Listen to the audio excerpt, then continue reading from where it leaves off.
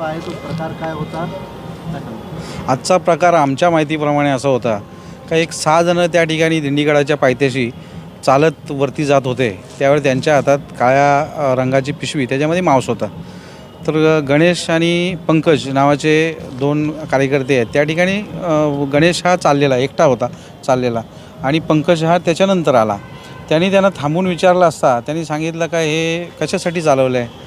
तर त्यांनी सांगितलं की याच्यामध्ये काय आहे त्या पिशवीमध्ये. तर पिशवीमध्ये मांस आहे. ते मांस कशासाठी चालवलं आहे. पवित्र श्रावण महिना आहे, वरती दिंडीगड आमचा पवित्र स्थान आहे.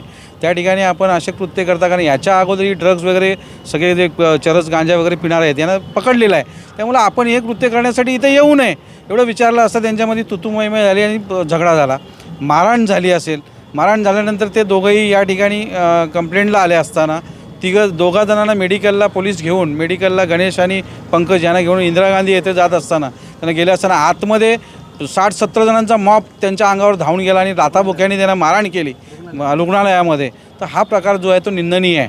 त्यामुळे 2 धर्मामध्ये तेढ निर्माण करून आपली राजकीय पोळी भाजण्याचा सगळा प्रकार आहे, त्याचा आम्ही निषेध करतो. त्यांचं म्हणणं की या ठिकाणी यापूर्वी सुद्धा 3 महिन्यापूर्वी अशा पद्धतीची मारहाण झालेली होती. माझं साहेब याच्या संदर्भात एवढंच म्हणणं आहे का दिंडीगड हा सगळ्यांना, पूर्ण ठाणे जिल्हा नाही तर पूर्ण महाराष्ट्राला माहिती आहे का दिंडीगडावरती भोल्या शंकरांचं स्थान आहे, हिंदूंचं पवित्र तीर्थस्थान आहे. आणि त्या ठिकाणी हिंदू भाविक येत आहेत जात आहेत.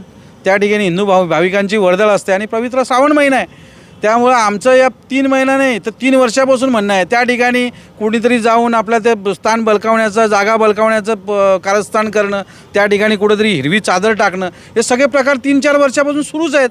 आणि म्हणून त्या ठिकाणी हे वाद चालू आहेत. आणि हे वाद विनाकारण आपला त्या ठिकाणी प्रस्थ निर्माण व्हावं म्हणून आहे. तर ते हिंदूंचं स्थान आहे, हिंदूंना पवित्र आहे. तर या ठिकाणी असा वाद होऊच नये असं आमचं म्हणणं आहे. त्यामुळे विनाकारण हे वाद उत्पन्न करायचे आणि त्या ठिकाणी कुठंतरी आपला प्रस्थापित करण्याचा प्रयत्न करायचा हा याच्यातून दिसून येत आहे. त्यांनी असे आरोप केले की हे जे मांस आहे ते हिंदू पोरांनी त्यांच्या हातात दिलं आणि त्यानंतर असं त्यांचा आरोप त्यांच्या ठिकाणी. आमचं म्हणणं आहे का असं कुठंच नाही. कारण आम्ही त्यांच्या हातात आता श्रावण महिना चालू आहे आणि मांस देणार का? मांस कोण खातं हे सगळ्यांना माहिती आहे. त्याच्यामुळं आम्ही असा प्रकार कुठेही करणार नाही.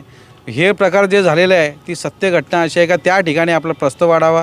चरस गांजा पिणारे, मांस खाणारे, पार्ट्या करणारे या त्या ठिकाणी जर जात असतील तर त्याचा विरोध आम्ही नक्की करणार.